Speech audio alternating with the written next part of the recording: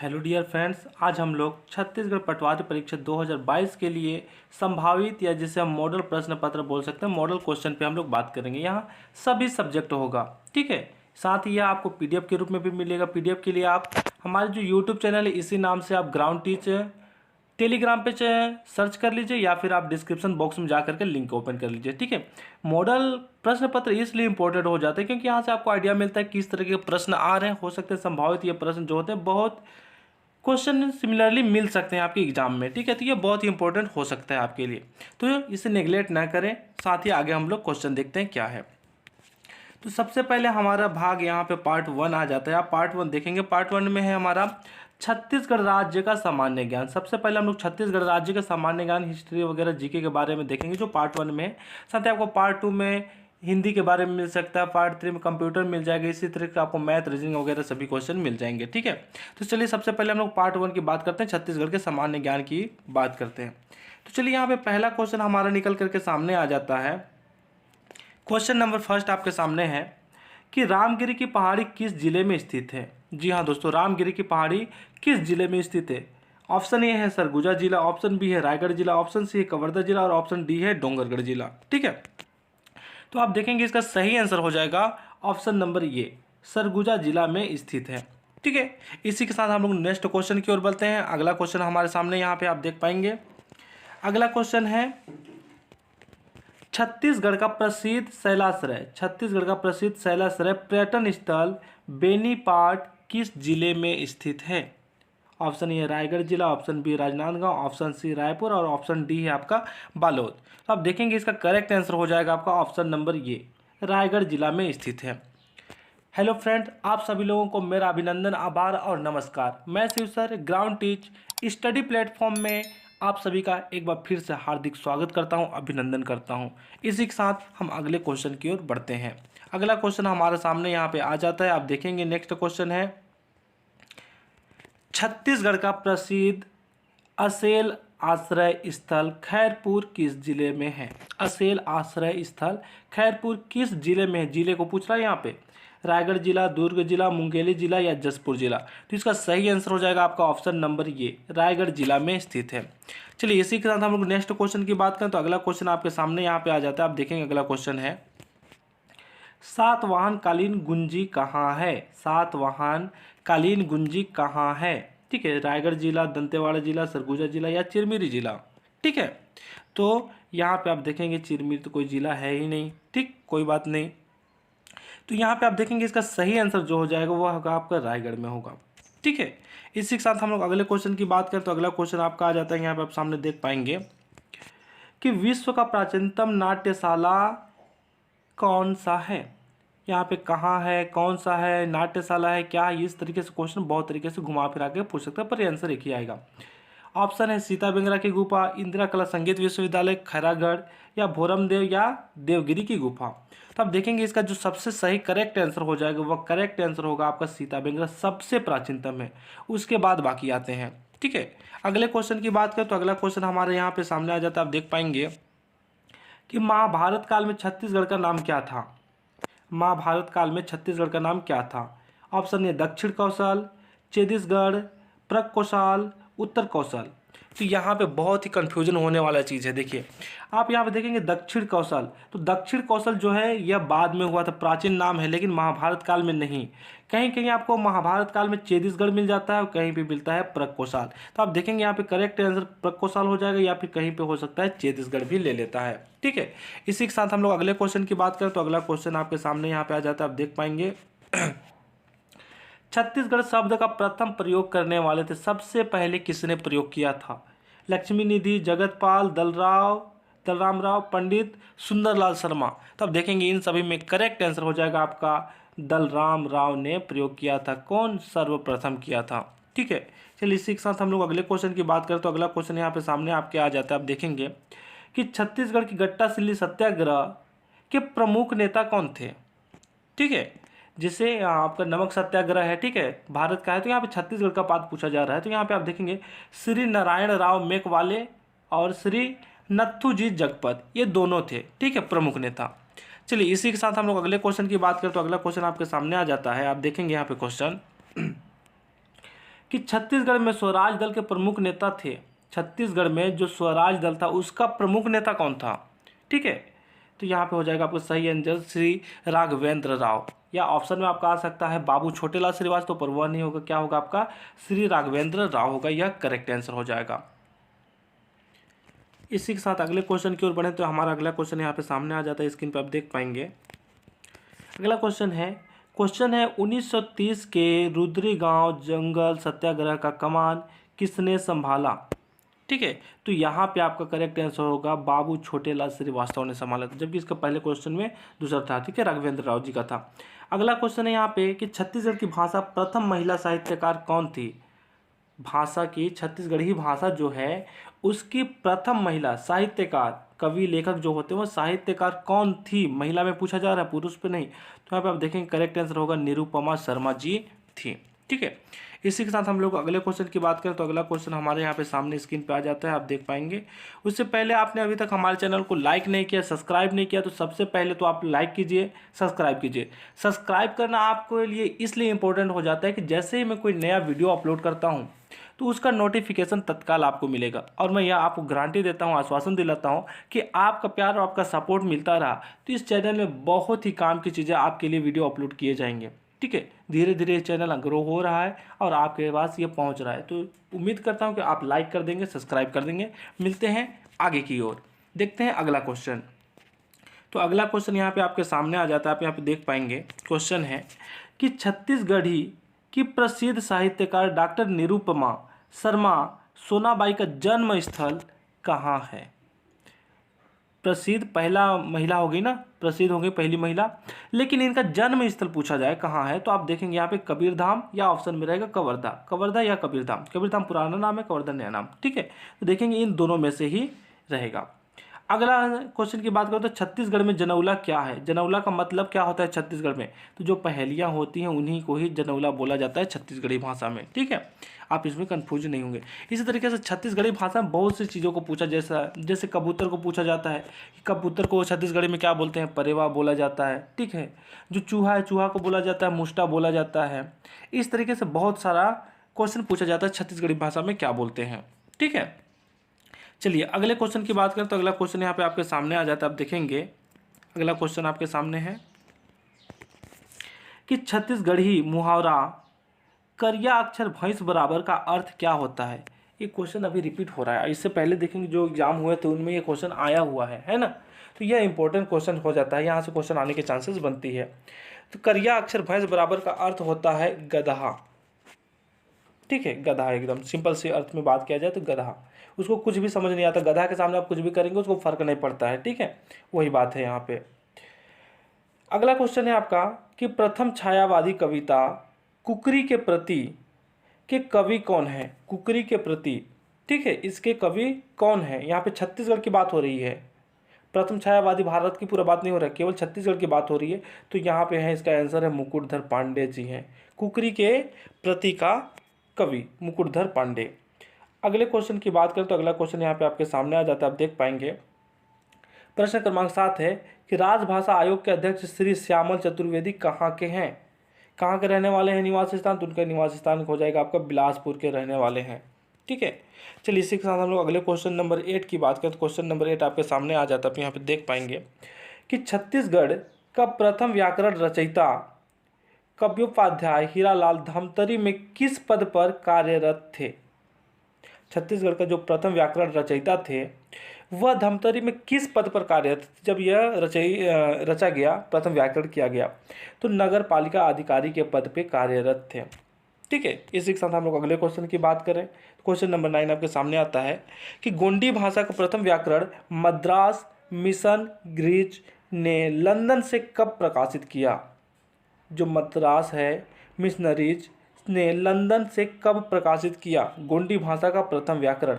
तो यह हो जाएगा आपका 1890 में प्रकाशित किया, यह करेक्ट आंसर हो जाएगा। इसी के साथ हम लोग अगले क्वेश्चन की बात करें तो क्वेश्चन नंबर 10 आपके सामने यहाँ पे आ जाता है, आप क्वेश्चन नंबर 10 देख पाएंगे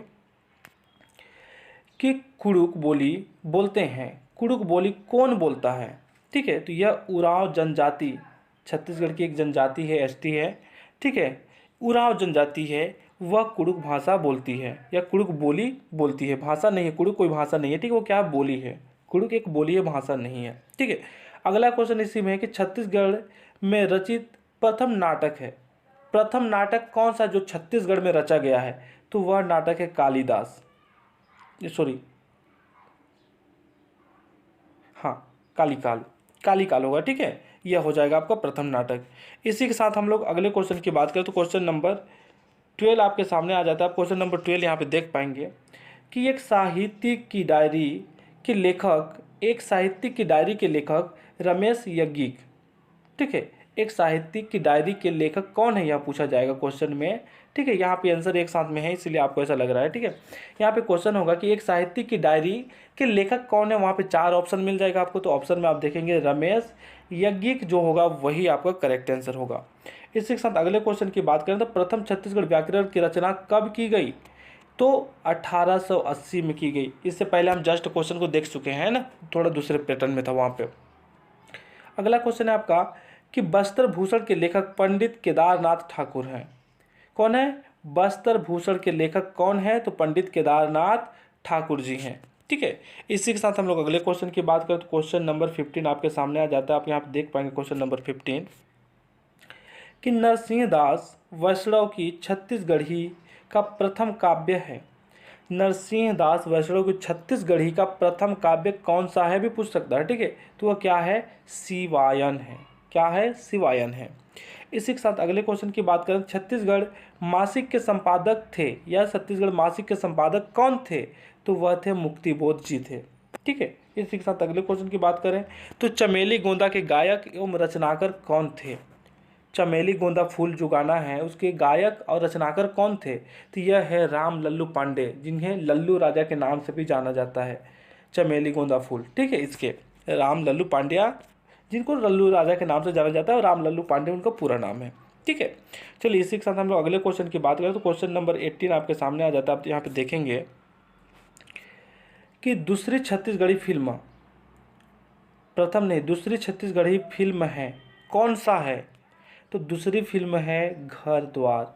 कब आया था? 1969 में, ठीक है। दूसरी छत्तीसगढ़ी जो फिल्म है वह है घर द्वार। आया कब था? 1969 में आया था। यही साथ हम लोग अगले क्वेश्चन की बात करें तो बस्तर में रामदास जी डी सेनापति एवं श्यामलाल जी किस कला में प्रसिद्ध थे? ठीक है, तो यहाँ पे आंसर हो जाएगा आपका कि कला पथक में प्रसिद्ध थे। इसी के साथ हम लोग अगला क्वेश्चन की बात करें तो यहाँ पे देखेंगे क्वेश्चन नंबर 20 जो है सर्वाधिक सफल छत्तीसगढ़ी पहली रंगीन फिल्म। तो पहली रंगीन फिल्म मोर छैया भुइयाँ है और यह घर द्वार दूसरा है। मोर छैया भुइयाँ फर्स्ट है और घर द्वार दूसरा है। इस चीज़ को आप ध्यान में रखेंगे, इस बात को ध्यान में रखेंगे, ठीक है। फर्स्ट है मोर छैया भुइयाँ और सेकेंड है घर द्वार। इसी के साथ अगले क्वेश्चन की बात करें तो क्वेश्चन नंबर 21 आपके सामने आ जाता है। आप यहाँ पे देख पाएंगे क्वेश्चन नंबर 21 है, क्या है कि छत्तीसगढ़ का सर्वाधिक प्रचलित लोकगीत क्या है? छत्तीसगढ़ में सर्वाधिक प्रचलित जो लोकगीत है वह क्या है? तो वह है ददरिया। मैं गाओ तो ददरिया ते कान दे के सुन, ठीक है। इससे आप रिलेट कर सकते हैं। बहुत ही प्यारा लोकगीत होता है हमारे छत्तीसगढ़ का ददरिया गीत, ठीक है, बहुत ही प्यारा होता है। कभी आप सर्च करके सुन के देखिए कि ददरिया क्या है, बहुत मधुर मिलता है, आपको आवाज़ मिलेंगी उसके। इसी के साथ अगले क्वेश्चन की बात करें छत्तीसगढ़ का संगीत शिखर पुरुष किसे माना जाता है? ठीक है, संगीत का शिखर पुरुष किसे माना जाता है? यह महान बात हो गया, बड़ी बात हो गई। तो यह है विष्णु कृष्ण जोशी जी को माना जाता है। किसको? विष्णु कृष्ण जोशी जी को माना जाता है। इसी के साथ हम लोग अगले क्वेश्चन की बात करें तो राजकवि देवाराम छत्तीसगढ़ के किस राज्य के कवि थे? एक राजकवि हैं, कौन? देवाराम। तो यह छत्तीसगढ़ के किस राज्य के कवि थे? तो यह रतनपुर के कवि थे। कहाँ के थे? रतनपुर के थे। इसी के साथ हम लोग अगले क्वेश्चन की बात करें तो अगला क्वेश्चन आपके सामने आ जाता है। आप यहाँ पे देख पाएंगे, यहाँ पर आपका क्वेश्चन नंबर 24 आ जाता है। 24 क्वेश्चन है कि राम वनवास और पर्रा भरलाई नामक प्रसिद्ध कृति किसकी है? ये दोनों कृति, ठीक है, राम वनवास और पर्रा भरलाई, ये दो कृतियाँ हैं, ये दोनों बहुत प्रसिद्ध हैं। यह दोनों कृति किसके हैं? तो यह कृति हैं पंडित श्यामलाल चतुर्वेदी जी के हैं। किसके हैं?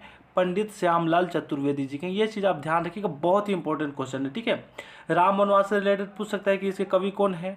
ठीक है, आप पूछ सकता है श्यामलाल चतुर्वेदी जी के रचना कौन कौन से हैं। पर्रा भरलाई पूछ सकता है, राम वनवास पूछ सकता है। तो ये बहुत ही फेमस है, बहुत इंपॉर्टेंट क्वेश्चन है, इसको विशेष ध्यान रखेंगे आप, बहुत IMP है। ठीक है, इसी के साथ अगले क्वेश्चन की बात करें, क्वेश्चन नंबर 25। तो छत्तीसगढ़ भाषा के युग प्रवर्तक कवि माने जाते हैं। छत्तीसगढ़ भाषा के युग प्रवर्तक कवि किसे माना जाता है? तो युग प्रवर्तक कवि माना जाता है आपका पंडित सुंदरलाल शर्मा जी को। पंडित श्यामलाल चतुर्वेदी और पंडित सुंदरलाल शर्मा दोनों में डिफरेंस ध्यान रखेंगे आप। युग प्रवर्तक कवि हैं और इनकी ये 2 रचनाएं हैं। ठीक है, इस चीज़ को आप हमेशा ध्यान में रखेंगे। इसी के साथ हम लोग अगले क्वेश्चन की बात करें तो अगला क्वेश्चन आपका 26, कुई बोली कौन बोलते हैं? ठीक है, जो कुई बोली होता है वह कौन बोलते हैं? जैसे हम लोग कुड़ुक बोली अभी देखें, कुड़ुक बोली उराव जनजाति बोला जाता है, उसी प्रकार कुई बोली कौन बोलते हैं? तो यह कोंद बोलते हैं। कौन? कोंद के द्वारा बोला जाता है। चलिए, इसी के साथ हम लोग अगले क्वेश्चन की बात करें तो अगला क्वेश्चन आपके सामने आता है, आप यहाँ देख पाएंगे। क्वेश्चन नंबर 27 है आपके सामने में। क्वेश्चन नंबर 27 है, स्वदेशी आंदोलन व बायकाट के रचनाकार कौन है? स्वदेशी आंदोलन व बायकाट करना, इसके रचनाकार कौन है? जब अपने देश की आंदोलन होती है या किसी चीज़ों को, जब विदेश चीज़ें होती हैं जिनको बायकाट कर देते हैं कि इस चीज़ों का यूज करना ही नहीं। जैसे कोरोना जब आया था तो चीन के बहुत सारी चीज़ों का बायकाट किया गया था। ठीक है, उसी प्रकार तो यह स्वदेशी आंदोलन बायकाट के रचनाकार जो है, रचनाकार हैं आपका माधवराव सप्रे जी हैं। कौन है? माधवराव सप्रे जी हैं। ठीक है, इसी के साथ हम लोग क्वेश्चन नंबर 28 की बात करें तो छत्तीसगढ़ी फिल्मों के प्रथम संगीतकार कौन है? छत्तीसगढ़ी जो फिल्म है इनमें प्रथम संगीतकार कौन है जिन्होंने प्रथम बार गाना गाया था छत्तीसगढ़ फिल्म में? जैसे प्रथम फिल्म हो गया मुरछैया भुइयाँ। ठीक है, तो इसी प्रकार से ये प्रथम संगीतकार कौन है? तो ये है मलय चक्रवर्ती जी। कौन है? मलय चक्रवर्ती। ये प्रथम वाली चीज़ों को जरूर आप ध्यान में रखेंगे, यहाँ से छत्तीसगढ़ से क्वेश्चन बनती है। इसी के साथ हम लोग अगले क्वेश्चन की बात करें तो अगला क्वेश्चन यहाँ पे आपके सामने आ जाता है। आप यहाँ पे देखेंगे कि माखनलाल चतुर्वेदी ने पुष्प की अभिलाषा छत्तीसगढ़ के किस जेल में रहकर लिखी है? माखनलाल चतुर्वेदी जो थे इन्होंने जेल में रहा है। ठीक है, और जेल में रह करके एक बहुत अच्छा रचना किया है। क्या रचना है? पुष्प की अभिलाषा कविता है। यह किस जेल में रहकर किया है? ठीक है, यह बिलासपुर के जेल में रह करके इन्होंने रचना की है इसकी। इसी के साथ हम लोग अगले क्वेश्चन की बात करते हैं तो अगला क्वेश्चन यहाँ पे आपके सामने आ जाता है, आप यहाँ पे देख पाएंगे। क्वेश्चन है आपके सामने कि मृतक स्तंभ में स्थापित करने की परंपरा किस जनजाति की विशेषता है? जिससे मठ वगैरह बनाते हैं। ठीक है, तो मृतक स्तंभ में स्थापित करने की परंपरा किस जनजाति की विशेषता है? मारिया की, बैगा की, मुरिया की या बिझवार की? तो आप देखेंगे इसका करेक्ट आंसर हो जाएगा आपका मारिया की विशेषता होती है। इसी के साथ हम लोग अगले क्वेश्चन की बात करें तो अगला क्वेश्चन यहाँ पे आपके सामने आ जाता है। आप देखेंगे अगला क्वेश्चन है आपका कि किस पंचवर्षीय योजना में कोरबा के तापीय विद्युत केंद्र का निर्माण हुआ था? पंचवर्षीय योजना में हुआ था तापीय विद्युत केंद्र का निर्माण, लेकिन किस पंचवर्षीय? तो यह था आपका चतुर्थ पंचवर्षीय योजना में ही कोरबा के तापीय विद्युत केंद्र का निर्माण हुआ था। इसी के साथ हम लोग अगले क्वेश्चन की बात करें तो अगला क्वेश्चन यहाँ पे आपके सामने आ जाता है। आप क्वेश्चन देखेंगे कि छत्तीसगढ़ राज्य में साइंस पार्क कहाँ स्थित है? तो यह ऑप्शन की जरूरत नहीं पड़ना चाहिए, इतना सुपर क्वेश्चन है।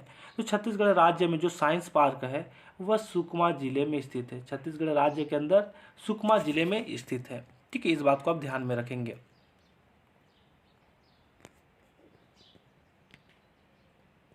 इसी के साथ हम लोग अगले क्वेश्चन की ओर बढ़े हैं तो अगला क्वेश्चन आपके सामने यहाँ पे आ जाता है। आप यहाँ पे देख पाएंगे क्वेश्चन है कि सखी वन स्टॉप सेंटर का संचालन प्रदेश के कितने जिलों में किया जा रहा है?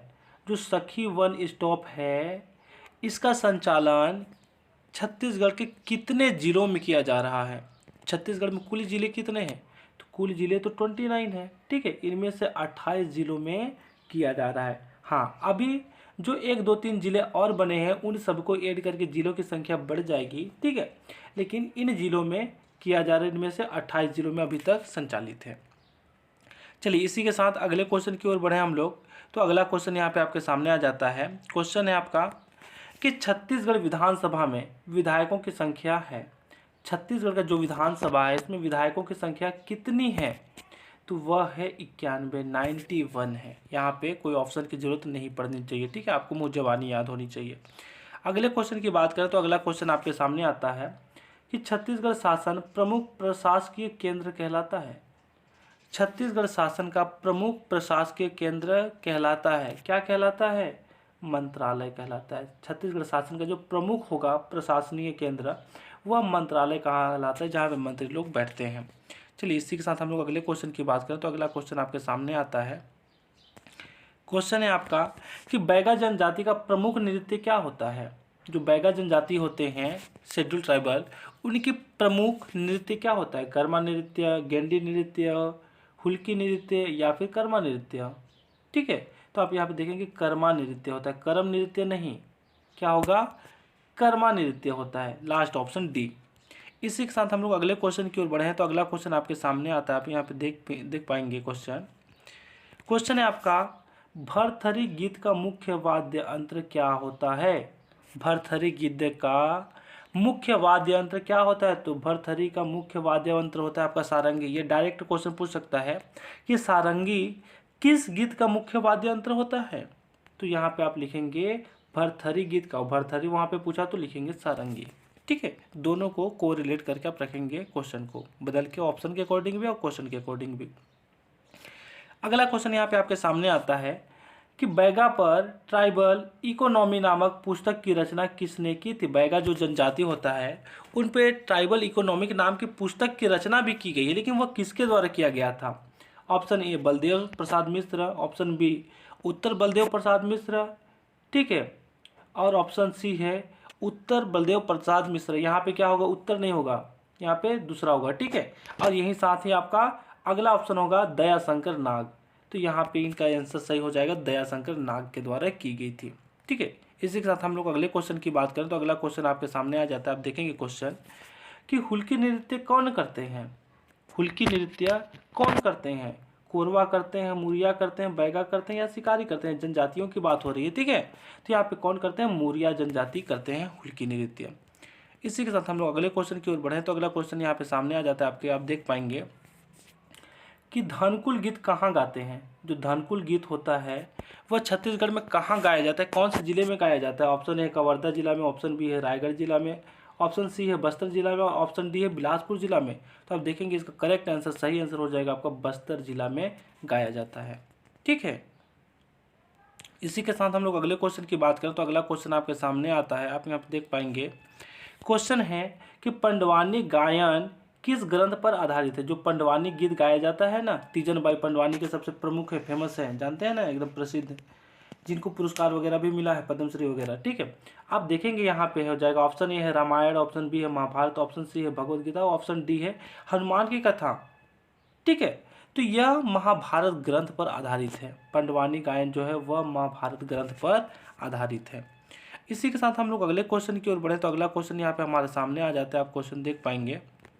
क्वेश्चन है कि प्रदेश का पहला अंतर्राष्ट्रीय टेनिस स्टेडियम निर्माण कहाँ किया जा रहा है। प्रदेश का, प्रदेश मतलब छत्तीसगढ़ की बात हो रही है, ठीक है, भारत की बात नहीं हो रही है, यहाँ पे छत्तीसगढ़ की बात हो रही है कि छत्तीसगढ़ का अंतर्राष्ट्रीय टेनिस स्टेडियम का निर्माण कहाँ किया जा रहा है।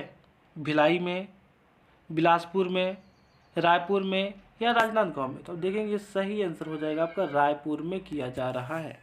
अंतर्राष्ट्रीय अगर बनेगा तो वह बड़े जगहों पे ही बनेगा, ठीक है, तो वह रायपुर में किया जा रहा है मुख्यालय पे। ठीक है, चलिए इसी के साथ हम लोग अगले क्वेश्चन की बात करें तो अगला क्वेश्चन यहाँ पे आपके सामने आ जाता है। क्वेश्चन है आपके सामने कि चटाई निर्माण कराने का कार्य कौन से जनजाति का कार्य है। जैसे ये छीन, आप खजूर देखे होंगे, छीन खजूर, उसकी जो पत्ती होती है उससे छटाई का भी निर्माण किया जाता है। अब तो आपको प्लास्टिक का बना बुनाया मिल जाता है, लेकिन कहीं कहीं आपको देखने को मिल जाता है उस छीन वाले का। तो उसका कार्य किस जनजाति का है, तो वह कार्य है शिकारी जनजाति का या बैगा जनजाति या कोरवा या आदिवासी। तो यहाँ पे आंसर हो जाएगा आपका कि शिकारी जनजाति का यह कार्य होता है। इसी के साथ हम लोग अगले क्वेश्चन की बात करें तो नेक्स्ट क्वेश्चन आपके सामने आ जाता है, आप यहाँ पे देखेंगे क्वेश्चन है कि शिकारी जनजाति का परंपरागत कार्य है। जो शिकारी जनजाति है उसका परंपरागत कार्य क्या होता है। ठीक है, तो अभी जैसे हम लोग पढ़े कि वह कार्य किसका है, शिकारी की, तो परंपरागत कार्य वही होगा ना, चटाई बनाना होगा। ठीक है। तो चटाई और झाड़ू का निर्माण करना, पहले इनको यही काम दिया गया था। हर घर में जो पहुंचा था, हर किसी जाति को एक एक कार्य डिवीजन कर दिया गया था, ताकि सभी कोई सुखी सुखी यहाँ पे जीवन यापन कर सकें। ठीक है, अब तो कोई भी बना रहा है। चलिए इसी के साथ हम लोग अगला क्वेश्चन की बात करते हैं। तो अगला क्वेश्चन यहाँ पे है आपका कि रथ यात्रा कब मनाते हैं? रथ यात्रा कब मनाया जाता है? आषाढ़ शुक्ल या वैशाख पक्ष या आषाढ़ पक्ष या फाल्गुन पक्ष? तो यहाँ पे करेक्ट आंसर हो जाएगा आपका कि आषाढ़ शुक्ल के पक्ष द्वितीय में रथ यात्रा मनाया जाता है। ठीक है, यस, यह करेक्ट आंसर हो जाएगा। इसी के साथ हम लोग अगले क्वेश्चन की बात करें। तो अगला क्वेश्चन आपके सामने आता है, आप क्वेश्चन यहाँ पे देख पाएंगे। क्वेश्चन है कि बोलिए में कौन सी बोली, बोलिए में कौन सी बोली छत्तीसगढ़ी में नहीं बोली जाती है? कलंगा, बैगानी, अंगिका, भुलिया? तो यहाँ पे आपका सही आंसर हो जाएगा अंगिका नहीं बोली जाती है, अंगिका यह करेक्ट आंसर होगा। इसी के साथ हम लोग अगले क्वेश्चन की बात करें। तो अगला क्वेश्चन आपके सामने आ जाता है, आप यहाँ पे देख पाएंगे। क्वेश्चन है गोदान गोदने वाली अनुसूचित जनजाति कौन सी है? जो गांव गांव में, आज तो आप मशीन से टैटू बनवा लेते हैं, जिसका नाम क्या हो गया, बदल करके टैटू हो गया। ठीक है, यह पहले गांव में गोदना के नाम से जाना जाता था। जो 5-7 बारीक सुई जो होते थे तुरपाई करने वाले, उनको एक साथ बांध करके उसमें काजल लगा करके आपके बॉडी में चुभाया जाता था। ठीक है, यह गोदना गोदने वाली अनुसूचित जाति कौन सी है? तो यह ओझा जनजाति होती है जो गोदना गोदती है। ठीक है, चलिए इसी के साथ हम लोग अगले क्वेश्चन की बात करें। और आपको इन क्वेश्चनों में किसी तरीके का भी कोई डाउट आता है, आपको लगता है कि इसका ऑप्शन यह नहीं कुछ और होना चाहिए, या किसी चीज़ में कोई दिक्कत आती है, या किसी क्वेश्चन का आप आंसर जानना चाहते हैं, तो उसके लिए आप कमेंट बॉक्स में कमेंट करें, तत्काल आपको उसका रिस्पॉन्स दिया जाएगा। ठीक है, चलिए अगला क्वेश्चन देखते हैं। तो अगला क्वेश्चन यहाँ पे आपका आता है कि छत्तीसगढ़ में देश के खाली स्थान हीरे का भंडार है।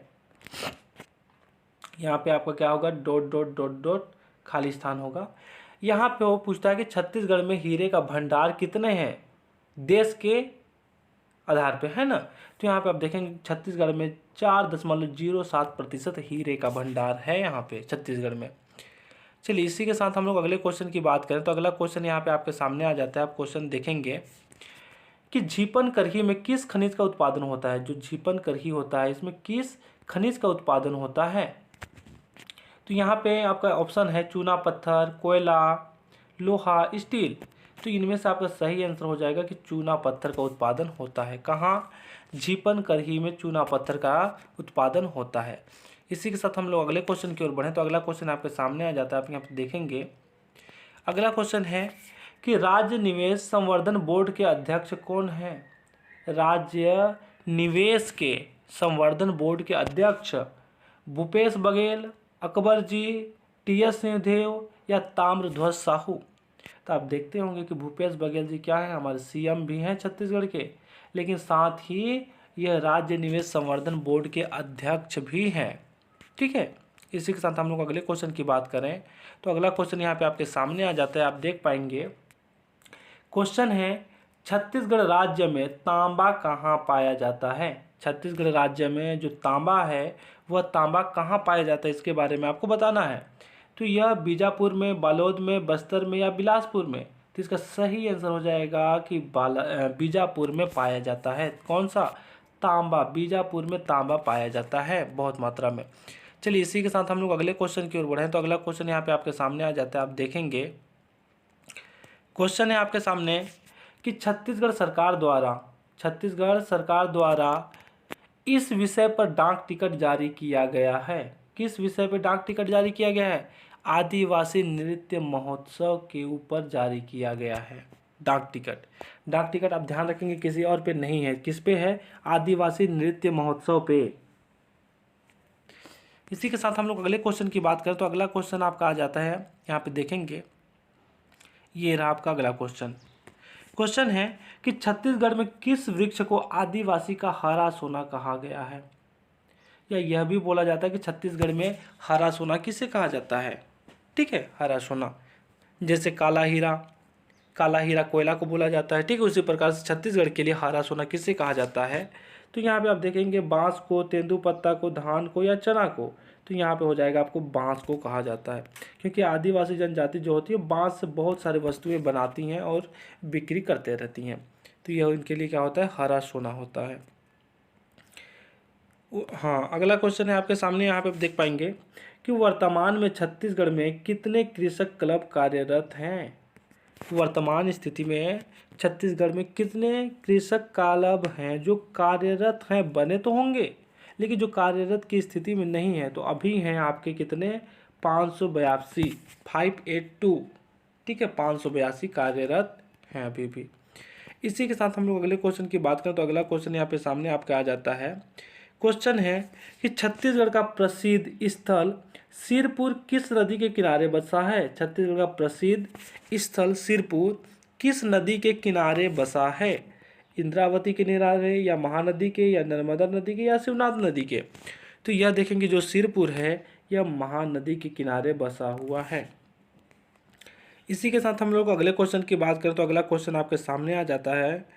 ठीक है, अगला क्वेश्चन आपके सामने आए इससे पहले आपने यदि अभी तक हमारे चैनल को सब्सक्राइब नहीं किया तो अब तो सब्सक्राइब कर दो यार।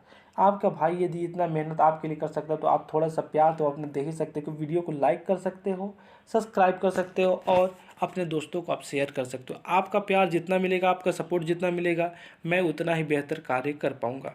ठीक है, तो मैं उम्मीद करता हूं कि आप अभी तक हमारे चैनल को सब्सक्राइब कर दिए होंगे और बेल आइकन को दबा दिए होंगे, साथ ही आप वीडियो को लाइक कर दिए होंगे। चलिए आगे बढ़ते हैं, अगले क्वेश्चन की ओर बढ़ते हैं। तो अगला क्वेश्चन आपका आए उससे पहले यहाँ पे पार्ट 2 आ जाता है आपका। इस पार्ट 2 में हम लोग चर्चा करेंगे हिंदी सामान्य ज्ञान पे। हिंदी जो भाषा है, हिंदी भाषा से भी क्वेश्चन पूछा जाता है, तो इस हिंदी सामान्य ज्ञान पे बात करेंगे जो पार्ट 2 है। पार्ट 1 में क्या था आपका, छत्तीसगढ़ सामान्य ज्ञान था। पार्ट 2 में हम लोग हिंदी सामान्य ज्ञान के बारे में क्वेश्चन देखेंगे। ठीक है, तो चलिए हम लोग हिंदी सामान्य ज्ञान का क्वेश्चन देखते हैं। क्वेश्चन नंबर पहला आपके सामने आ जाता है। क्वेश्चन नंबर पहला क्या है जरा देखते हैं हम लोग, है ना। संज्ञा अथवा सर्वनाम के साथ क्रिया जोड़ने से संयुक्त क्रिया बनती है, उसे क्या कहा जाता है। संज्ञा या सर्वनाम के साथ क्रिया जोड़ने से जो संयुक्त क्रिया बनती है उसे क्या बोला जाता है। ठीक, इसके बारे में आपको बताना है। यहाँ पे ऑप्शन है आपका सहायक क्रिया बोला जाता है, या नामबोधक क्रिया बोला जाता है, या पूर्वकालिक क्रिया बोला जाता है, या प्रेरणादायक बोला जाता है। तो जो क्रिया के साथ में, ठीक है, उसकी सहायता करती है उसको सहायक क्रिया बोलते हैं। लेकिन यहाँ पे क्या, संज्ञा या सर्वनाम के साथ क्रिया जोड़ा जाता है उसे क्या बोला जाता है। तो यहाँ पे आंसर हो जाएगा आपका ऑप्शन नंबर बी, नामबोधक क्रिया हो जाएगा। क्या हो जाएगा आपका, ऑप्शन नंबर बी हो जाएगा, नामबोधक क्रिया होता है। इसी के साथ हम लोग अगले क्वेश्चन की बात कर रहे हैं। तो अगला क्वेश्चन यहाँ पे आपका आ जाता है।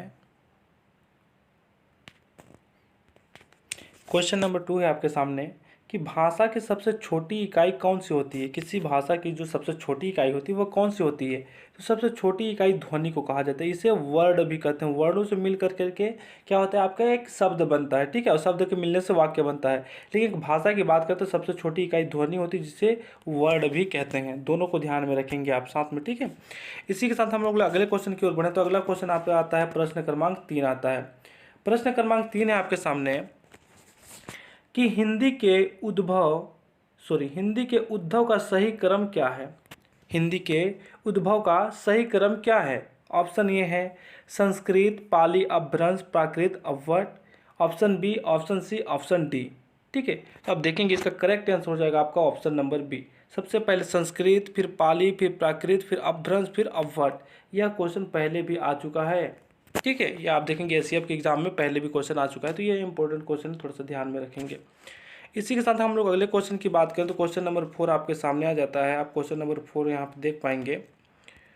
क्वेश्चन नंबर 4 है कि हिंदी की परिवार की भाषा है। हिंदी की परिवार की भाषा है, क्या है। ऑस्ट्रिक है, द्रविड़ है, चीनी तिब्बती है, या भरोपीय है, क्या है। ठीक है, तो आप यहाँ पे देखेंगे इसका जो करेक्ट आंसर हो जाएगा वह होता है ऑप्शन नंबर डी, भरोप्रिय होता है। क्या होता है आपका, भरोप्रिय होता है आपका हिंदी की परिवार की भाषा। इसी के साथ हम लोग अगले क्वेश्चन की बात करें तो क्वेश्चन नंबर 5 आपके सामने आ जाते हैं। आप क्वेश्चन नंबर 5 यहाँ पे देख पाएंगे क्या है क्वेश्चन नंबर 5 आपके सामने कि खड़ी बोली का मूल नाम क्या होता है। खड़ी बोली जो होता है उसका जो मूल नाम है वह क्या होता है। कौरवी होता है, अवधी होता है, भोजपुरी होता है या मैथिली होता है। तो आप देखेंगे इसका जो करेक्ट आंसर हो जाएगा वह होता है ऑप्शन नंबर ए। खड़ी बोली का मूल नाम कौरवी होता है। ठीक है, इसी के साथ हम लोग क्वेश्चन नंबर 6 की बात करें तो क्वेश्चन नंबर 6 का आपके सामने आ जाता है। आप यहाँ पे देख पाएंगे क्वेश्चन नंबर 6 है कि सबको अपना काम समय पर पूरा करना चाहिए। सबको अपना काम समय पर पूरा करना चाहिए किस तरह का वाक्य है। सबको अपना काम समय पर पूरा करना चाहिए यह किस तरह का वाक्य है। या आज्ञार्थक वाक्य है या विधानार्थक वाक्य है या संकेतवाचक है या इच्छाबोधक, ये किस तरह का वाक्य है। तो आप देखेंगे इसका सही आंसर हो जाएगा इच्छाबोधक। वह अपना इच्छा जाहिर कर रहा है, न तो किसी को आज्ञा दे रहा है, ठीक है, न तो ये संकेत दे रहा है। वो अपना इच्छा जाहिर कर रहा है कि सभी को अपना कार्य समय पर पूरा कर लेना चाहिए। ठीक है, तो यहाँ पे डी नंबर सही हो जाएगा। क्वेश्चन नंबर 7 की बात करें तो क्वेश्चन नंबर 7 आपके सामने आ जाता है कि चिरंजन का विलोम शब्द है। जो चिरंजन होता है उसका विलोम शब्द क्या होता है। अलौकिक, लौकिक, नश्वर या नैसर्गिक क्या होता है। ठीक है, तो आप देखेंगे इसका जो सही आंसर है वह आंसर हो जाएगा आपका ऑप्शन नंबर सी हो जाएगा। चिरंतन, चिरंतन का हो जाएगा विलोम शब्द नश्वर। ठीक है, यहाँ पे विलोम पूछा, नश्वर का मतलब क्या होता है, जो नष्ट होता है, तो चिरंतन का मतलब हो जाएगा जो नष्ट नहीं होता है। ठीक, इसी के साथ हम लोग अगले क्वेश्चन की बात करें तो क्वेश्चन नंबर 8 आपके सामने आ जाता है। आप यहाँ पे देख पाएंगे क्वेश्चन नंबर 8 है, देखिए, सप्तशिला किसका पर्यायवाची शब्द है। जो सप्तशिला है वह किसका पर्यायवाची शब्द है। घास का, बांस का, पान का या सेब का, किसका पर्यायवाची है। तो जो सप्तशिला होता है वह बांस का पर्यायवाची होता है। बांस को सप्तशिला भी बोला जाता है, यह ध्यान रखेंगे आप। इसी के साथ हम लोग क्वेश्चन नंबर 9 की बात करें तो क्वेश्चन नंबर 9 आपके सामने आ जाता है। आप क्वेश्चन यहाँ पे देख पाएंगे, क्वेश्चन है आपके सामने, जी हाँ, तो यहाँ पे क्वेश्चन नंबर 9 है आपके सामने कि परशुराम का पर्यायवाची नहीं है। पर्यायवाची शब्द पूछ रहा है, नहीं, जो पर्यायवाची नहीं है उसके बारे में आपको यहाँ पे देखना है। इसका मतलब है कि इसमें से 3 जो शब्द होंगे जो पर्यायवाची होंगे किसके, परशुराम के, और एक ऐसा होगा जो उसका पर्यायवाची नहीं होगा, उसी के बारे में आपको बताना है। तो इसका आप देखेंगे आंसर है भार्गव, शिवप्रिय, भृगुनंदन या रेणुकानंद। ठीक है, तो यहाँ पे इसका जो सही आंसर हो जाएगा जो पर्यायवाची नहीं है वह होता है शिवप्रिय, यह नहीं होता है। ठीक है, इसी के साथ हम लोग क्वेश्चन नंबर 10 की ओर बढ़ें तो क्वेश्चन नंबर 10 आपके सामने आता है। आप यहाँ पे देख पाएंगे क्वेश्चन नंबर 10 है, ये क्वेश्चन है आपके सामने कि जो इंद्रियों के पहुंच से बाहर हो उन्हें क्या कहा जाता है। जो इंद्रियों के पहुंच से बाहर उन्हें क्या कहा जाता है। ई इनिंद्रिय निग्रह, बी इंद्रिय जीत और सी इच्छाधारी, और ऑप्शन नंबर डी है बी और सी दोनों। तो आप देखेंगे इसका जो सही आंसर हो जाएगा वह होता है ऑप्शन नंबर बी और सी दोनों, मतलब डी नंबर करेक्ट हो जाएगा, ए केवल गलत होता है। ठीक है, इसी के साथ हम लोग क्वेश्चन नंबर 11 की बात करें तो क्वेश्चन नंबर 11 आपके सामने आ जाता है। आप यहाँ पे देख पाएंगे क्वेश्चन नंबर 11 है आपका कि पर्वत के पास की भूमि को क्या कहा जाता है। जो पर्वत के पास में जो भूमि होता है उसको क्या कहा जाता है। उपत्यका, घाटी, बेसिन या द्रोण, क्या कहा जाता है। तो आप यहाँ पे देखेंगे जो प्रश्न 11 है इसका सही आंसर हो जाएगा आपका ऑप्शन नंबर ए, उपत्यका कहा जाता है। क्या कहा जाता है, उपत्यका कहा जाता है। ठीक है, इसी के साथ हम लोग अगले क्वेश्चन की ओर बढ़े तो अगला क्वेश्चन आपके सामने यहाँ पे आ जाता है। आप देखेंगे क्वेश्चन नंबर 12, जो दूर की सोच न सके। क्वेश्चन आपका 12 क्या है, जो दूर की सोच न सके उसे क्या कहा जाता है। अनेक शब्दों की एक शब्द है, ठीक है, जो दूर की सोच न सके उसे क्या कहा जाता है। अविवेकी, ये तो हो गया, जिसकी विवेक ना हो उसे अविवेकी बोला जाता है ना। बी नंबर है अनाग्रह सोची, सी नंबर है मूर्ख, जो नहीं जानता उसे बोलते हैं, जो गलत करता है उसे दोषी कहते हैं। तो यहाँ पे आंसर बचता क्या है, ऑप्शन नंबर बी ही तो बचता है। ठीक है, जो दूर की ना सोच सके उसे अनाग्रह सोची कहा जाता है। इसी के साथ हम लोग क्वेश्चन नंबर 13 की बात करें तो क्वेश्चन नंबर 13 आपके सामने आ जाता है। आप यहाँ पे देख पाएंगे क्वेश्चन नंबर 13 क्वेश्चन नंबर 30 है कि भ्रमर गीत के रचनाकार हैं, जो भ्रमर गीत है उसके रचनाकार कौन है, आपको यह बताना है। तो भ्रमर गीत के रचनाकार कौन है? मीराबाई, तुलसीदास, तुलसीदास नहीं होगा, यह क्या होगा? तुलसीदास होगा। ठीक है, ये क्या होगा? तुलसीदास। फिर है रसखान जी, या इनमें से कोई नहीं। तो कौन है भ्रमर गीत के रचनाकार? तो आप देखेंगे इसका सही आंसर हो जाएगा आपका option number D. Question number 13 का सही आंसर होगा ऑप्शन नंबर डी। ना तो मीराबाई ने किया, ना ही तुलसीदास ने किया, और ना ही रसखान ने किया है। ठीक है, चलिए इसी के साथ हम लोग क्वेश्चन नंबर 14 की ओर बढ़े। तो क्वेश्चन नंबर 14 आपके सामने आ जाता है, आप यहाँ पे देख पाएंगे। क्वेश्चन है आपका कि किस भाषा को प्रदान की गई। ठीक है, क्या है यहाँ पे? अधूरा लग रहा है क्वेश्चन, 1 मिनट देखते हैं। हाँ, आधा तो कट गया था। ठीक है, चलिए कोई बात नहीं, हम यहाँ पे देखते हैं क्वेश्चन क्या है आपका। कि भारत में शास्त्रीय भाषा की परिस्थिति सर्वप्रथम किस भाषा को प्रदान की गई? यह आपको ध्यान में रखना है, किस भाषा को प्रदान की गई। ऑप्शन नंबर ये है हिंदी, ऑप्शन बी है संस्कृत, ऑप्शन सी है तमिल, और ऑप्शन डी है उर्दू। तो अब देखेंगे 14 का सही आंसर हो जाएगा आपका ऑप्शन नंबर सी, तमिल भाषा को प्रदान की गई है। ठीक है, इसी के साथ हम लोग क्वेश्चन नंबर 15 की ओर बढ़ते हैं। तो क्वेश्चन नंबर 15 आपके सामने आ जाता है। आप देखेंगे क्वेश्चन नंबर 15 है कि राम शब्द में कितने वर्ण हैं? राम शब्द में कितने वर्ण हैं? 1, 2, 3 या 4? आप देखेंगे तो राम कैसे रहता है, ये रहा राम, है ना, ये राम यहाँ पे लिखा हुआ भी है। तो राम में कितने वर्ण हैं यह आपको बताना है। आप देखेंगे यहाँ पे तो होता है कितना? 4 होता है। ठीक है, ऑप्शन नंबर डी सही हो जाएगा। ऑप्शन नंबर डी क्यों सही होगा उसे हम लोग देखते हैं। ठीक है, चलिए तो इसकी बात करें हम लोग। ठीक, तो इसके पीछे देखेंगे तो यहाँ पे होता क्या है, आप यहाँ पे देख पाएंगे राम का जो होता है सही। 1 मिनट, यहाँ पे हो जाएगा आपका र, धन, आ, धन, म। ठीक है, और धन क्या होगा आपका अ। तो यह होता है आपका राम, इसलिए यहाँ पे कितने वर्ड हो जाते हैं? 4 हो जाते हैं। 1, 2, 3 और 1, 4 हो जाता है। ठीक है, इसी के साथ हम लोग अगले क्वेश्चन की बात करें। तो क्वेश्चन नंबर अगला देखते हैं, 16 जो है आपके सामने यहाँ पे आ जाता है। आप देख पाएंगे क्वेश्चन है कि प्रफुल्ल का विलोम शब्द क्या होता है? जो प्रफुल्ल है उसका विलोम, उसका जस्ट विपरीत एंटोनिम्स क्या होता है? तो इसका आप देखेंगे ऑप्शन है करुणा, शोक, विषाद या प्रलोभ। तो इसका जो सही आंसर होता है वह हो जाएगा आपका ऑप्शन नंबर सी। क्या होता है? विषाद होता है। किसका? प्रफुल्ल का विलोम शब्द होता है। इसी के साथ हम लोग अगले क्वेश्चन की बात करें, क्वेश्चन नंबर 17 की बात करें। तो क्वेश्चन नंबर 17 आपके सामने आ जाता है, आप यहाँ पे देख पाएंगे। क्वेश्चन नंबर 17 है कि छत्तीसगढ़ी शब्दकोश शब्द सागर के संपादक कौन हैं? छत्तीसगढ़ी जो शब्दकोश होता है उस शब्द सागर के संपादक कौन है? ए ऑप्शन है doctor Ramesh Chandra Mehrotra, B number doctor Kanti Kumar Jain, और ऑप्शन नंबर सी है पुनीत गुरुवंश, ऑप्शन नंबर डी है हरिदयाल मिश्रा जी। ठीक है, तो अब देखेंगे इसका सही आंसर हो जाएगा आपका ऑप्शन नंबर बी नंबर हो जाएगा। डॉक्टर कांति कुमार जैन जी हैं इसके, कौन है? B number. चलिए इसी के साथ हम लोग अगले क्वेश्चन की ओर बढ़े। तो क्वेश्चन नंबर 18 आपके सामने आ जाता है, आप क्वेश्चन नंबर 18 देख पाएंगे।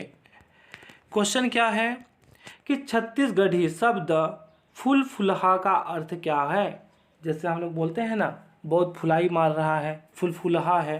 ठीक है, तो इसका अर्थ क्या होता है? ठीक है, यहाँ पे पूछा गया है झुल फुलहा, झुल फुलहा पूछा गया है। ठीक है, फुल फुलहा नहीं, फुलाई वाला नहीं, क्या है? झुल फुलहा है। तो आँख से कम दिखना है, सूर्यास्त का समय है, सूर्योदय का समय है, या धुंधलका है। ठीक है, झुल झुलहा क्या है? झल फुलहा है, इसका अर्थ पूछा गया है। तो क्वेश्चन नंबर 18 का सही आंसर हो जाएगा ऑप्शन नंबर बी, सूर्यास्त का समय, झल फुलहा, जिसको हम लोग लोकल में एकदम बोलते हैं झुलझुलहा हो गया है, संजा ब्यारी हो गया है ना, संजा हो गया है, ऐसे करके बोलते हैं झुलझुलहा। ठीक, अगला क्वेश्चन की हम लोग बात करें तो क्वेश्चन नंबर 19 आपके सामने आ जाता है। अब क्वेश्चन नंबर 19 देख पाएंगे कि छत्तीसगढ़ी अवयव चुने, छत्तीसगढ़ी के जो अवयव हैं उनको चुने आप। क्या है? सूरज, संजहाँ, खोली, चंदा। यहाँ पे जो शब्द दिए हैं इनमें से कौन सा छत्तीसगढ़ी है उसको आपको चुनना है। ठीक है, तो 19 का आप देखेंगे सही आंसर हो जाएगा ऑप्शन नंबर बी। जो शाम का समय है उसी को तो संझा बोलते हैं। ठीक है, तो यह हो जाएगा इसका सही आंसर। इसी के साथ हम लोग आगे बढ़ें तो क्वेश्चन नंबर 20 आपके सामने आ जाता है। क्वेश्चन नंबर 20 आप देखेंगे, क्वेश्चन नंबर 20 है, एक मिनट यहाँ पे हम लोग देखें, हाँ ये रहा क्वेश्चन। तो रानी केतकी की कहानी की भाषा को कहा जाता है, रानी केतकी की कहानी की जो भाषा है उसको क्या कहा जाता है, हिंदुस्तानी, खड़ी बोली, उर्दू या अपभ्रंश, क्या कहा जाता है? तो आप देखेंगे इसका सही आंसर हो जाएगा ऑप्शन नंबर बी, खड़ी बोली कहा जाता है। रानी केतकी की कहानी की भाषा को खड़ी बोली कहा जाता है। इसी के साथ हम लोग अगले क्वेश्चन की ओर बढ़े तो क्वेश्चन नंबर 21 आपके सामने आ जाता है। आप यहाँ पे क्वेश्चन नंबर 21 देख पाएंगे।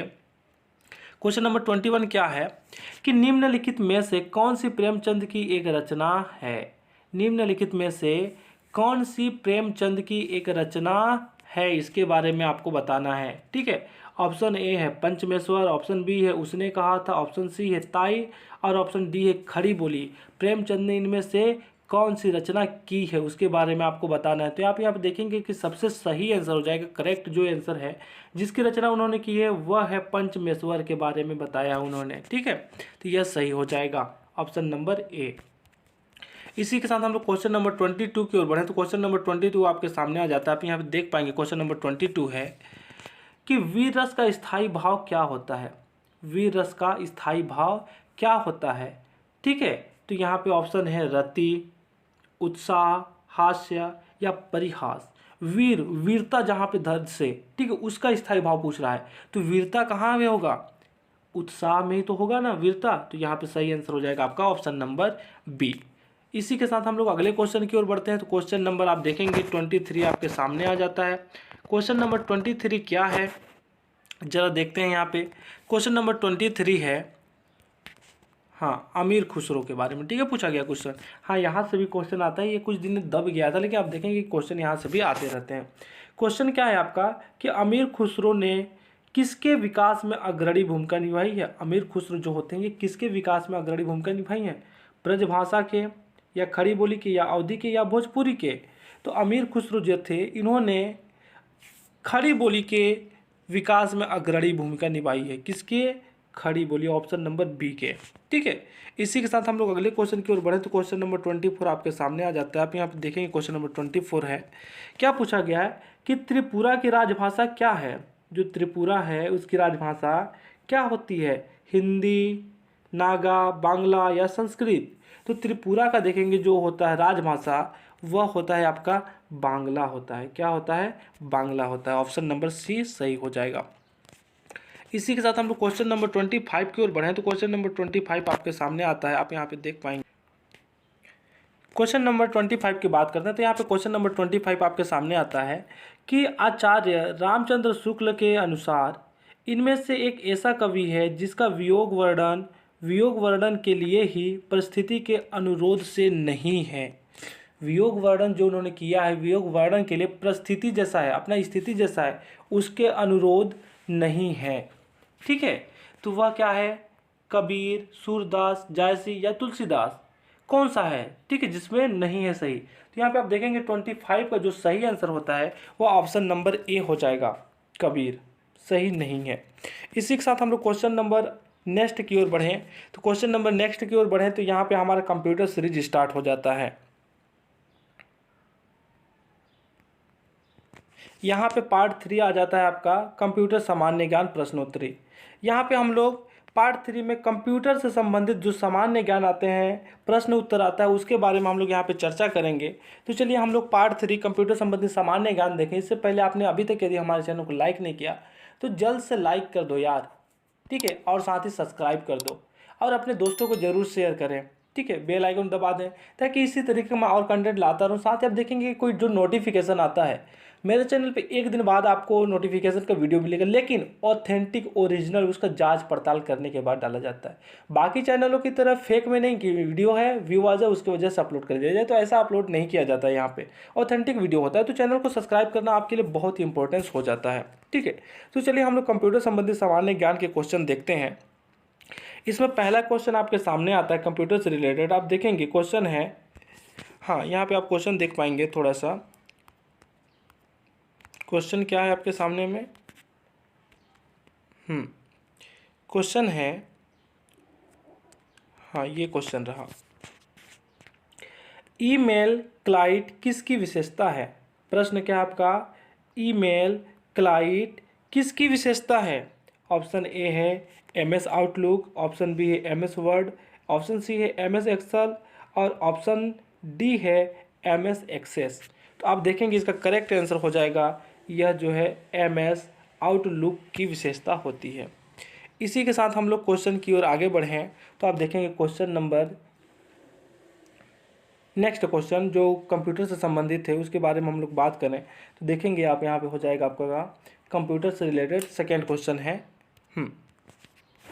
सेकेंड क्वेश्चन है, निम्नलिखित में कौन सा इमेज फाइल एक्सटेंशन नहीं है? निम्नलिखित में कौन सा इमेज फाइल एक्सटेंशन नहीं है? आपको यह बताना है। जेपीजी, जीआईएफ, पीएनजी या डब्ल्यूएवी। तो फाइल एक्सटेंशन की बात, जैसे आप इमेज वगैरह डॉक्यूमेंट्स वगैरह जब आप सेव करते हो तो आप देखते हैं उसके पीछे में डॉट करके एक नाम लिखा जाता है।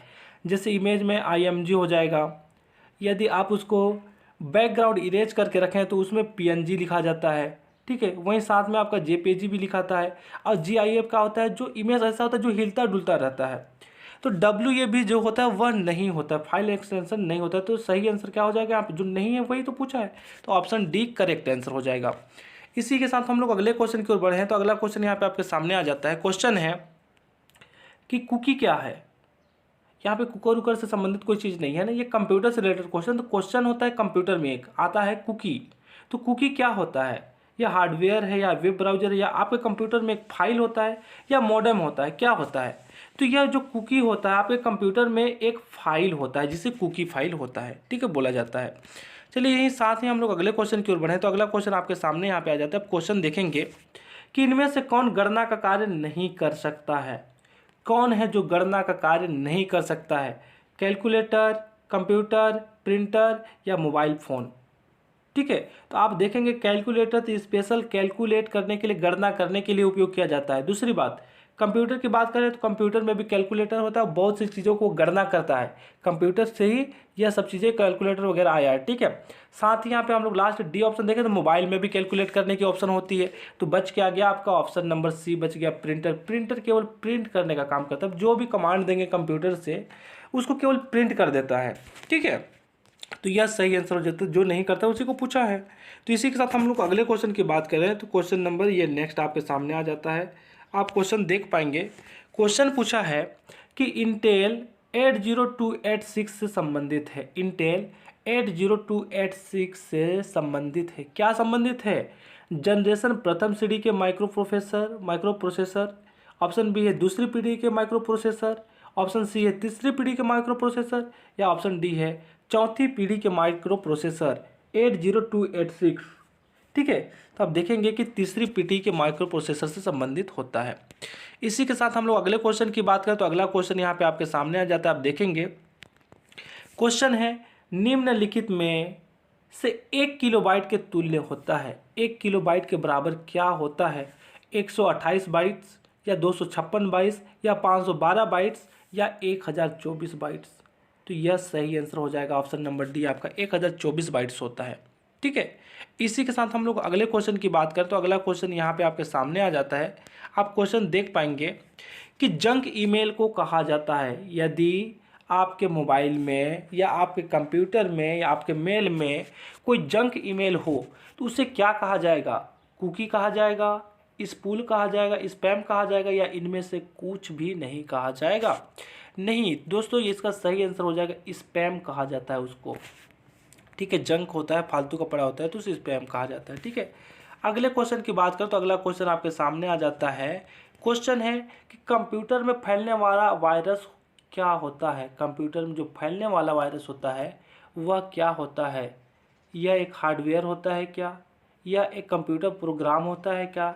यह एक सिस्टम का सॉफ्टवेयर होता है क्या? या यह एक विंडोज़ टूल होता है? तो हार्डवेयर क्या होते हैं, मैं पूरे एक एक चीज़ को डील कर रहा हूँ, आप यहाँ पे ध्यान देंगे।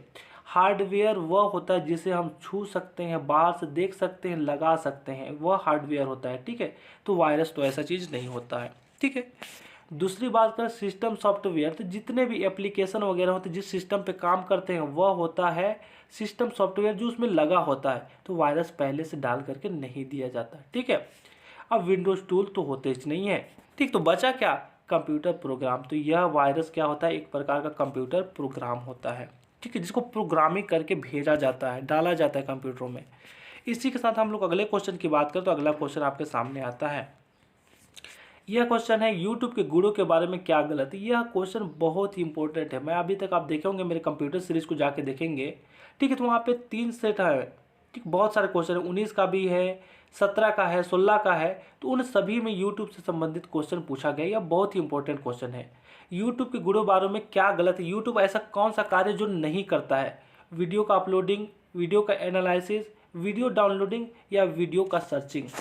तो आप देखेंगे वीडियो अपलोड किया जाता है यूट्यूब में, वीडियो को डाउनलोड भी किया जाता है यूट्यूब से, अंदर ही रहता है, बाहर नहीं आता है आपकी गैलरी में, लेकिन अंदर ही रहता है। और वीडियो को सर्च भी किया जाता है। तो बच क्या गया, वीडियो का एनालाइज नहीं करता है यूट्यूब, ये किस तरह का वीडियो है, क्या है, ये दुनियादारी से उसको मतलब नहीं होता। ठीक है, एनालाइज नहीं करता है। इसी तरह हम लोग अगले क्वेश्चन की बात करें तो अगला क्वेश्चन यहाँ पे आपके सामने आ जाता है। आप यहाँ पे देखेंगे अगला क्वेश्चन है, हाँ, तो यहाँ पे आपका अगला क्वेश्चन है कि निम्न में से कौन सा ईमेल एड्रेस का सही तरीका नहीं है। ईमेल एड्रेस लिखने का जो सही तरीका है इनमें से कौन सा नहीं है।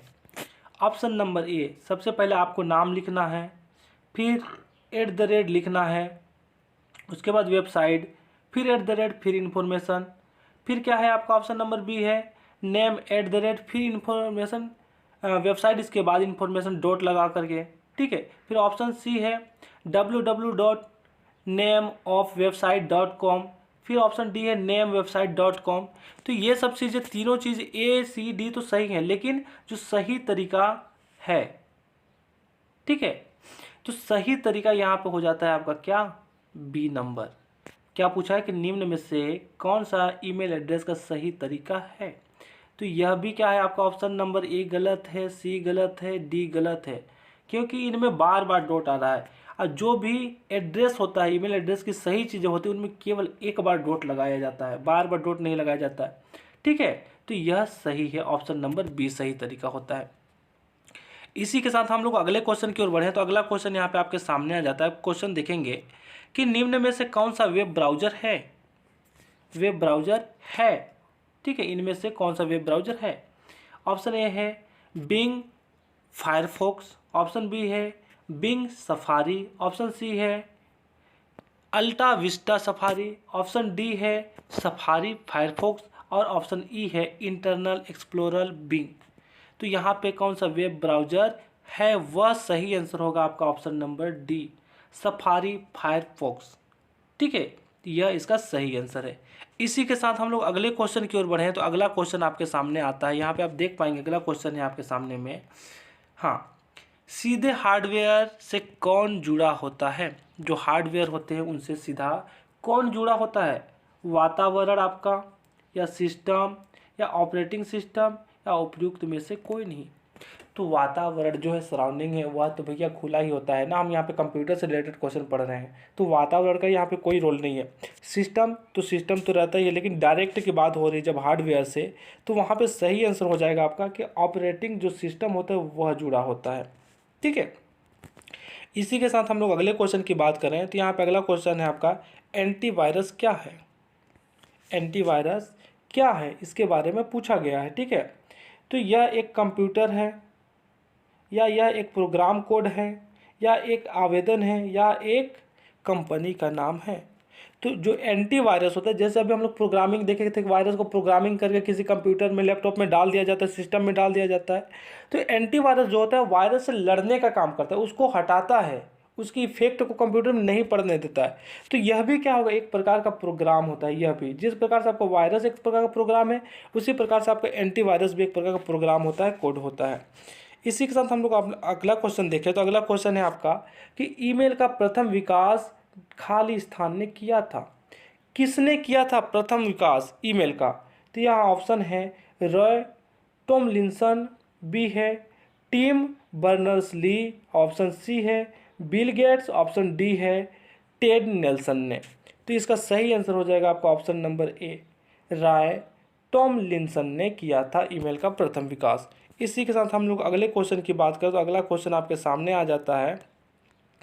क्वेश्चन है कि डॉट मैट्रिक्स प्रिंटर के रिजोल्यूशन की माप होती है, जो डॉट मैट्रिक्स प्रिंटर होता है उसकी रिजोल्यूशन की माप क्या होती है, उसके बारे में आपसे क्वेश्चन पूछा गया है। डॉट मैट्रिक्स प्रिंटर्स के रिजोल्यूशन की माप पूछा गया है। तो यहाँ पे आपका ऑप्शन है कि मेगाबिट्स, डॉट्स पर इंच, हर्ट्ज या इंचेस में होती है। ठीक है, तो रिजोल्यूशन की जो माप होती है डॉट मैट्रिक्स में वह होता है डॉट पर इंच पे होता है। ठीक है, इसी के आधार पर इसका नाम पड़ा है। चलिए इसी के साथ हम लोग नेक्स्ट क्वेश्चन की बात करें तो अगला क्वेश्चन आपके सामने आ जाता है।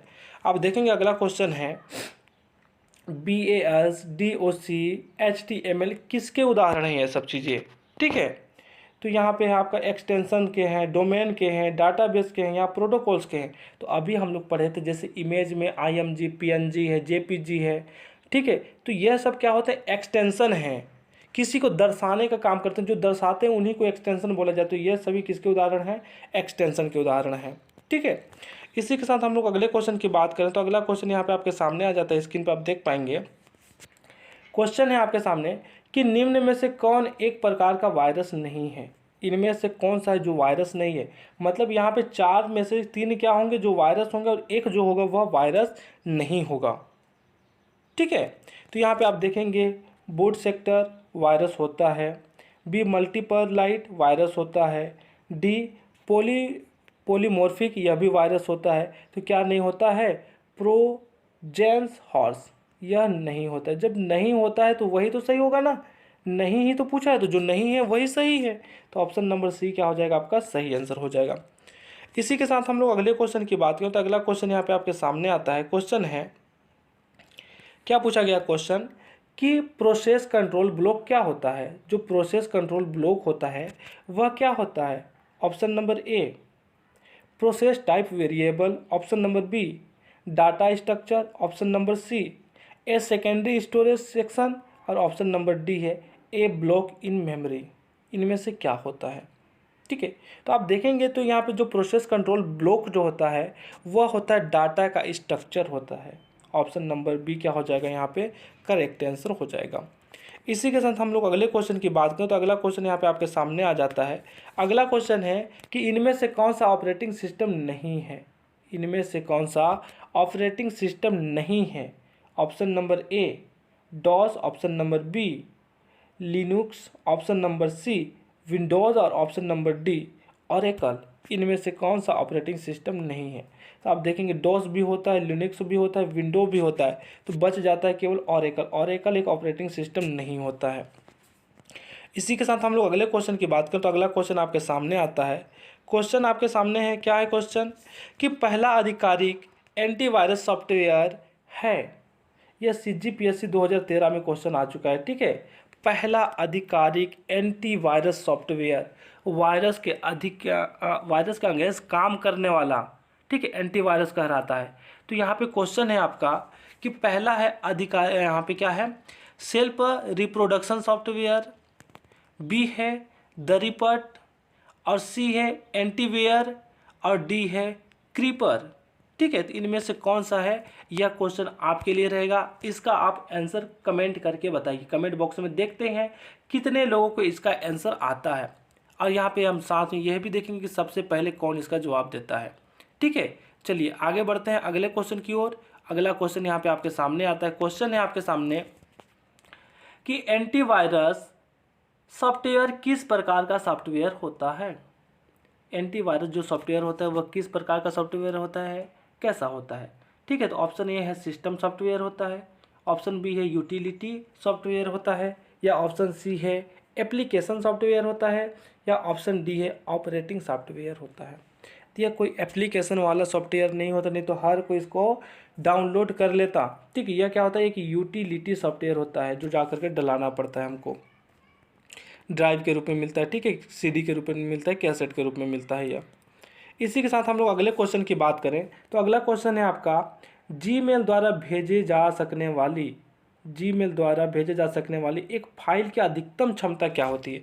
आप जीमेल से यदि किसी को कोई फाइल भेजना चाहते हो तो उसमें अधिकतम क्षमता कितनी हो सकती है, 20 MB की या 100 KB की या 25 MB की या 200 KB की।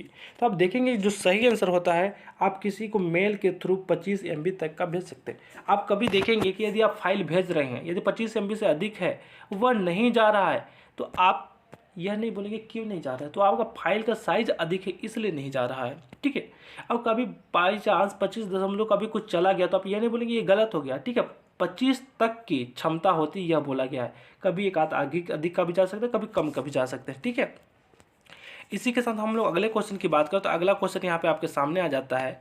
क्वेश्चन है आपके सामने में कि फायरवॉल क्या है। फायरवॉल क्या है?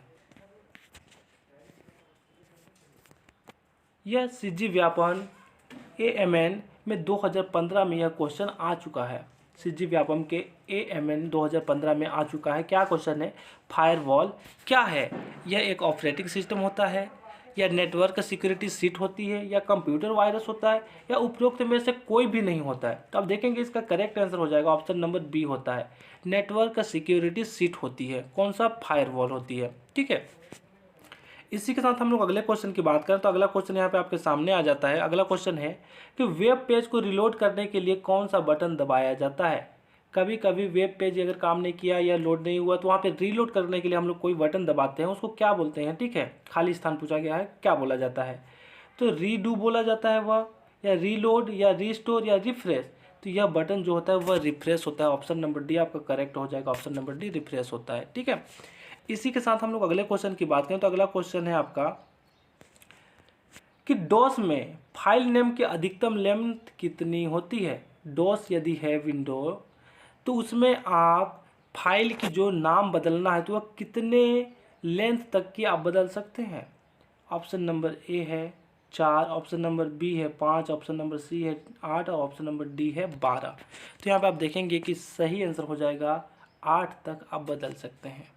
ठीक है, इसी के साथ हम लोग अगले क्वेश्चन की बात करें तो अगला क्वेश्चन यहाँ पे आपके सामने आ जाता है। क्वेश्चन है आपका कि निम्नलिखित में से कौन सा एक गूगल का प्रोडक्ट नहीं है। गूगल का प्रोडक्ट नहीं है, बहुत बहुत बहुत इंपॉर्टेंट है, वेरी इंपॉर्टेंट क्वेश्चन है। ठीक है, यह क्वेश्चन बहुत ही इंपॉर्टेंट क्वेश्चन होता है। तो आप यहाँ पे देखेंगे मैं इसका डील करूँगा, क्यों नहीं है वह रीज़न जानना है आपको। वीडियो को यहीं पे बंद नहीं करना है, स्किप नहीं करना है, आप समझेंगे। तो आप देखेंगे जो गूगल का होता है एंड्रॉयड होता है, क्रोम ब्राउज़र होता है जिसमें गूगल होता है और जीमेल भी गूगल का होता है। लेकिन iOS जो है वह किसका है? एप्पल का होता है जी, एप्पल का होता है। ठीक है, तो आज तक के लिए हमारे पास इतनी वीडियो रही, इतनी कंटेंट है। मिलते हैं नेक्स्ट वीडियो में। उससे पहले आपने हमारे चैनल को लाइक नहीं किया, सब्सक्राइब नहीं किया तो पहले लाइक कीजिए, सब्सक्राइब कीजिए और अपने दोस्तों को शेयर कीजिए। ठीक है, मिलते हैं नेक्स्ट वीडियो में। बाय बाय, जय हिंद, वंदे मातरम।